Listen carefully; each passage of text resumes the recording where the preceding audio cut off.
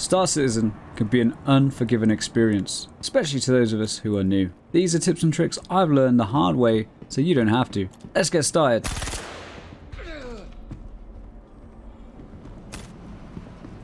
Tip number 1. Using a medbay to increase your hydration and energy quickly. Of course you can eat hot dogs and drink energy drinks and that sort of thing, but this is a really efficient way to quickly get in there, smash your hydration and energy up to full, and get back out there without having to mess around taking your helmet off, put it back on and that sort of thing. If you're anything like me, you usually forget to put your helmet on in the first place, and you end up out in a vacuum with no way to breathe. It's not great, so I try to keep my helmet on as much as possible and use medbays to increase my hydration and energy. Tip number 2. Using the local and ship inventory systems. At first, the inventory system can be really overwhelming, especially if you come from other games that have different kinds of systems where everything is in view at all times. In Star Citizen, things are a little bit different, and you do have to click a few little context menus here and there and change categories to see everything what's going on. As you can see in the top right, there are 2 tabs, Local and Vehicle. Local is everything that's stored in a particular area, usually a spaceport or a city. Vehicle is everything that's stored on the vehicle. It sounds pretty simple, but it did take me a little while to get my head around it. One of the coolest parts of this system is you can actually trade from your vehicle and local inventories. For example, we've just entered Center Mass, which is a weapons dealer, so we're going to try and offload some of the weapons that we've picked up from our ship and from our local inventory. However, just bear in mind, if you do decide to store stuff on your ship, if you crash your ship, you lose it all, because only the ship itself will be replaced. Bear this in mind when hauling lots of valuable cargo.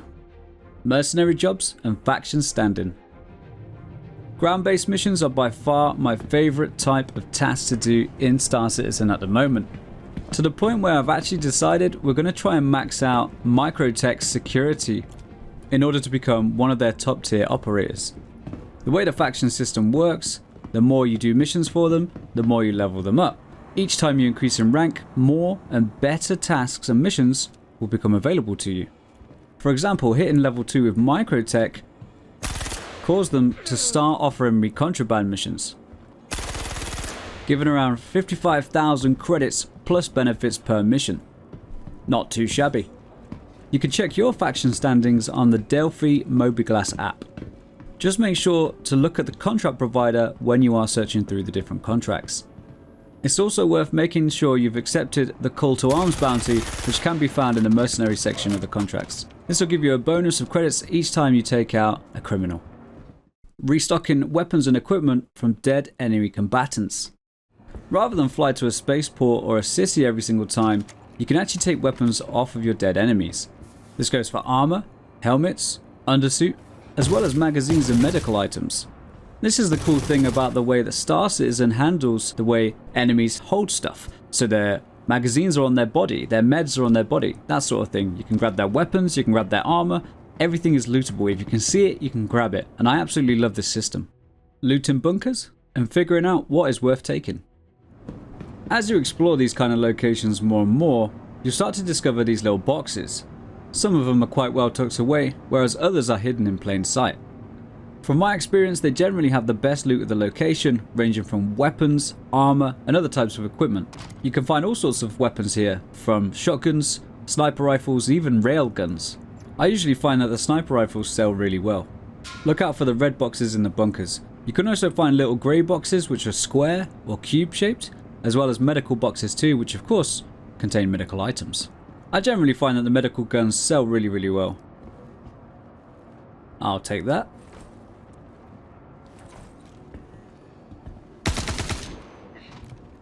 Here's a good example of restocking from an enemy's body.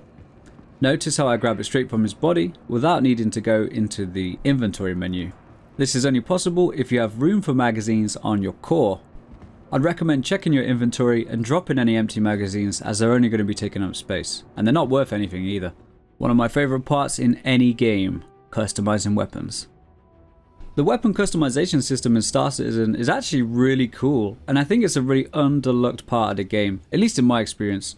You can change sights, suppressors, muzzle devices, underbarrel attachments, that sort of thing. It's absolutely awesome and will help you to keep combat effective regardless of how far away your target is, if you are prepared. Thankfully, the weapons in Star Citizen actually perform really well without any attachments, and I don't really bother with it too much at the moment. However, in the future, hopefully we'll see more use for long range scopes, sniper rifles, and that sort of thing. Suppressors as well will be extremely useful for covert operations. Everybody's least favourite part of playing games? Navigating bugs. As with all games in active development, Star Citizen does suffer from many bugs. However, thankfully, there is a way that you can pretty much fix anything that goes wrong. It's usually what's known as the bed relog.